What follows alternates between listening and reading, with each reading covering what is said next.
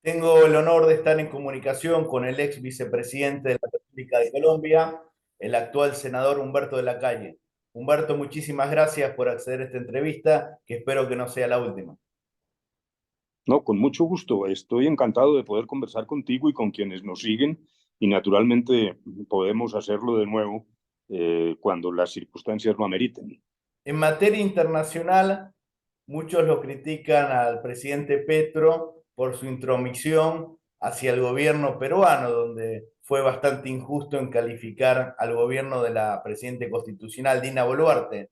¿Usted qué opina al respecto?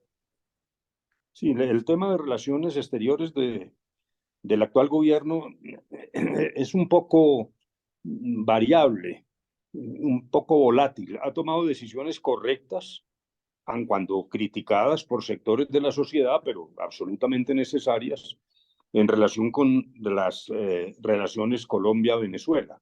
Yo creo que Petro rompió ese mal llamado cerco democrático, cerco diplomático que propuso el gobierno anterior y ha abierto interlocución con Maduro, no solo por intereses colombianos en temas de seguridad, hay todavía grupos armados en territorio venezolano que actúan en Colombia, también por razones comerciales, pero al mismo tiempo como una posibilidad de impulsar procesos de democratización en Venezuela, lo cual no es fácil, pero esa fue una buena decisión. Lo del Perú, sí, francamente ha sido criticado aquí, es una actitud demasiado ideologizada, eh, que tiene cierto grado de intromisión en decisiones de los peruanos, que no le rinde ningún fruto a los intereses colombianos y más bien obedece, dijéramos, a una cierta posición coordinada con fuerzas de izquierda en el continente. Si bien Petro tuvo un pasado en la lucha armada, al igual que tuvo Mujica, y cuando fue presidente se podría decir que fue moderado. En este caso, Petro sigue siendo un ultraizquierdista o una vez que estuvo en el poder fue haciéndose más moderado y más dialogante con la oposición. Pues ha tenido como distintas facetas en función también de las circunstancias políticas.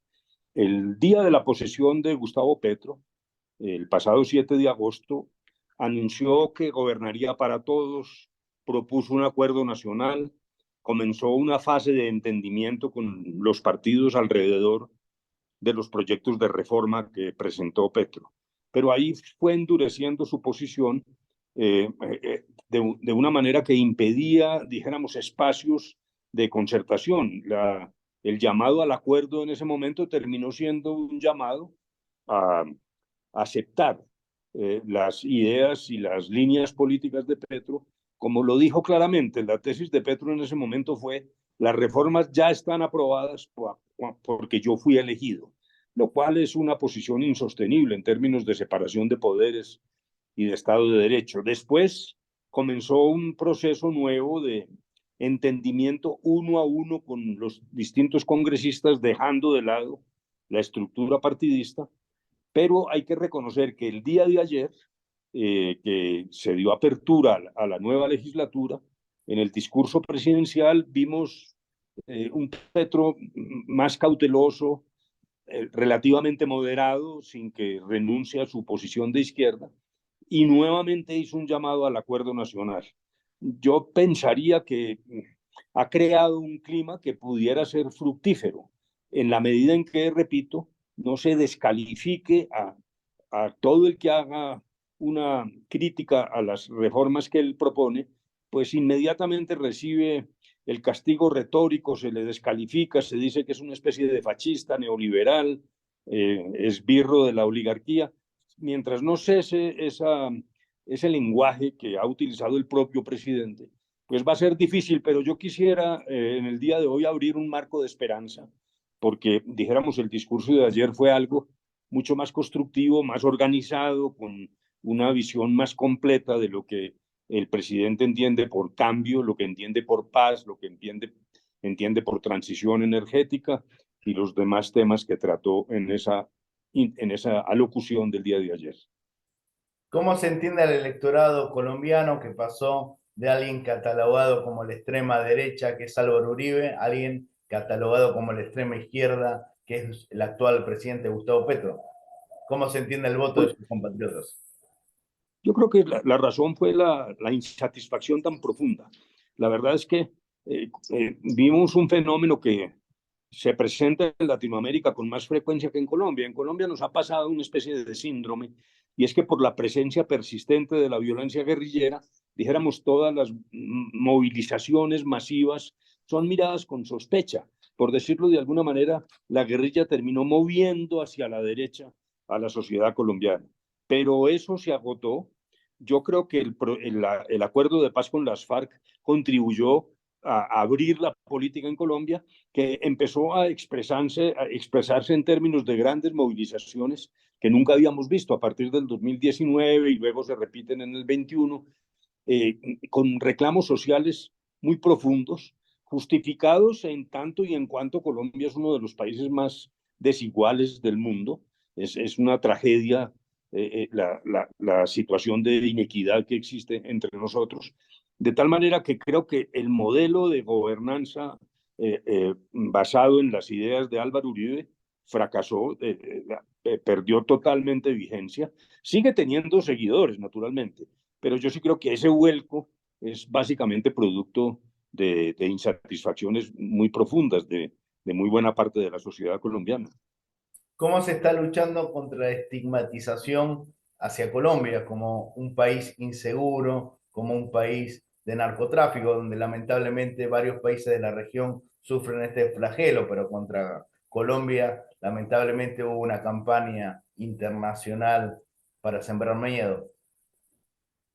Sí, es muy triste lo que ha ocurrido en Colombia porque a finales de los años 80, pues la situación era dramática. Se llegó a pensar que Colombia era un país inviable, porque fue el momento también cuando surgió el terrorismo indiscriminado del cartel de la droga, del cartel de Medellín, con bombas en los supermercados, atacando a la población de manera absolutamente anónima, indiscriminada. Y esto fue muy crítico. El año 91 fue importante porque se cambió la constitución sobre la base de un clamor muy generalizado de la población y también una dosis de consenso importante. El final de las conversaciones con las FARC fue un buen momento para Colombia. Estoy hablando del año 2016. Incluso la agenda exterior de Colombia no era ya la agenda clásica alrededor del tema del narcotráfico. El ingreso a la OECD, el hecho de que muchas zonas de Colombia realmente se tranquilizaron, pues nos dio un respiro, pero usted describe algo que nuevamente vuelve a ser cierto de manera muy preocupante.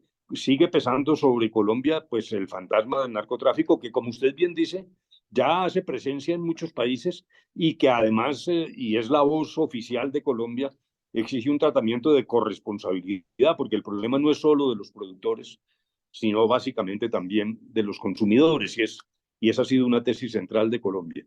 En este momento hay un cierto grado de descontrol, de tal manera que, digo, de descontrol territorial. Hay unas zonas que están siendo objeto de ataques que ya no son la típica rebelión contra el Estado. Esto ha cambiado hacia luchas de grupos entre sí por el control territorial, buscando simplemente el lucro que se deriva de actividades ilegales. Es como una nueva fase que es incluso puede ser más compleja, porque finalmente cuando nos sentamos a hablar con las FARC, pues ellos tenían una idea del Estado colombiano. Y ahí fue donde se abrió el espacio para el acuerdo. Ahora estamos viendo es una oleada de inseguridad que es extraordinariamente preocupante. Luego, lo que hacemos los colombianos en estas circunstancias es resistir. Los gobiernos tratan de mostrar otra Colombia, pero este momento es mucho más difícil que, repito, lo que vivimos en un cierto renacimiento en el año 2016.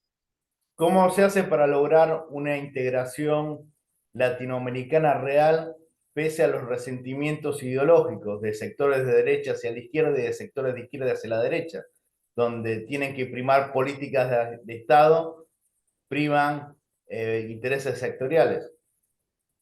Pues esa es una realidad que usted está describiendo, porque la verdad es que hay una especie de politización que en sí misma no es mala, porque pues la política es un instrumento también para afrontar la realidad, pero que está yéndose a los extremos, tanto en el panorama latinoamericano como en el caso de Colombia al interior. Lo que estamos viviendo aquí es una preocupante fase de fanatismo, casi que de ferocidad. Ahí dijéramos, una remisión importante de la reflexión pública. En Colombia, con todos nuestros problemas, pues hemos tenido, dijéramos, una gobernanza basada en el diálogo, en la reflexión, con exclusiones, eso no hay que negarlo, pero ahora prácticamente el fanatismo ya no deja espacio para la sensatez. Luego, eso se traduce, como usted lo dice muy bien, en el escenario exterior. Yo diría que habría que regresar a una visión mucho más pragmática, en la que cada Estado alienta sus propios intereses, pero son intereses no solo políticos, sino también comerciales, migratorios. El problema de la migración para el caso de Colombia es absolutamente dramático. Luego, habría que bajarle al exceso de politización, claro, sin buscar consensos. El disenso favorece la democracia, pero realmente estamos entrando en un laberinto de discusiones que terminan siendo ineficaces en relación con lo que cada país desea para sí. ¿Qué es de la vida de Ingrid Betancourt? Porque tuvo mucha repercusión regional una vez que fue liberada después de ese secuestro por la FARC. Sí, ella tuvo una primera fase en la que estuvo en el exterior. Allí se dedicó a realizar estudios de posgrado y dejó prácticamente de aparecer por completo en el escenario colombiano.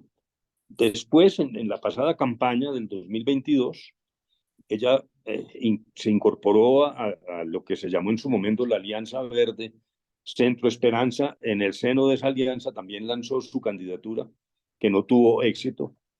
Ahora ella ha recibido una antigua personería jurídica de su partido por decisión de la Corte Constitucional y está actuando en política, pero dijéramos de un perfil relativamente bajo. Buena parte de su vida transcurre en el exterior. Luego, allí está, dijéramos, me imagino que para las próximas actividades de carácter electoral, probablemente se convierta en alguien más activo que no lo está haciendo en este momento. La última pregunta. En el continente hay países con crisis económica como Venezuela, que lamentablemente es el país más devastado económicamente por razones externas e internas. Argentina, la moneda está muy devaluada. En Bolivia hay problemas para adquirir dólares. ¿Cómo es la situación económica de Colombia? Porque pese a todo se podría decir que es un país estable. Sí, sí, sí, de acuerdo, pese a que hay en este momento algunos síntomas relativamente preocupantes. El momento de la pandemia cogió a Colombia, dijéramos, en una buena situación económica y un manejo bastante ortodoxo de la economía. Allí, como todos los países, hubo que hacer un incremento del gasto público con un efecto fiscal obviamente nocivo en términos del aumento del déficit fiscal. Gustavo Petro logró sacar adelante una reforma tributaria bastante progresista que le ha permitido mitigar ese problema fiscal y este es un momento en que la fiscalidad eh, colombiana tiene músculo. Hay, dijéramos, instrumentos en el Estado, nuevos instrumentos a partir de la reforma tributaria. Después de la pandemia vino un crecimiento importante de la economía, incluso muy por encima del promedio latinoamericano. Ahora se está viendo un freno de la economía, lo que implica cifras de desempleo que han sido tradicionalmente altas, continúan siendo altas, pero dijéramos ha rebajado un poco el desempleo. Estamos por el orden del 10%. Un prospecto de crecimiento económico este año de, entre 1,5 o 2%, que es mucho más bajo de lo que suele crecer Colombia, pero por lo menos no entramos en fase negativa. Los distintos déficits han venido cediendo, entre otras cosas, en lo fiscal, como lo dije, por la reforma tributaria, en el déficit comercial, lo que está generándose es un fenómeno de merma de las importaciones. lo cual no es un buen síntoma, pero sí permite, dijéramos, equilibrar las cifras. Y la inflación, que es el gran flagelo, parece que tocó techo. Llevamos 3 meses donde el ritmo de inflación ha disminuido.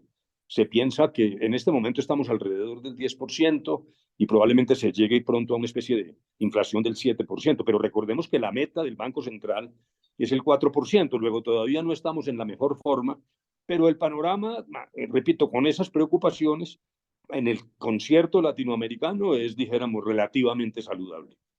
Muchísimas gracias, muy amable. Bueno, encantado de saludarlo y estaremos en conversación. Para más información, por favor, suscríbanse a mi canal de YouTube.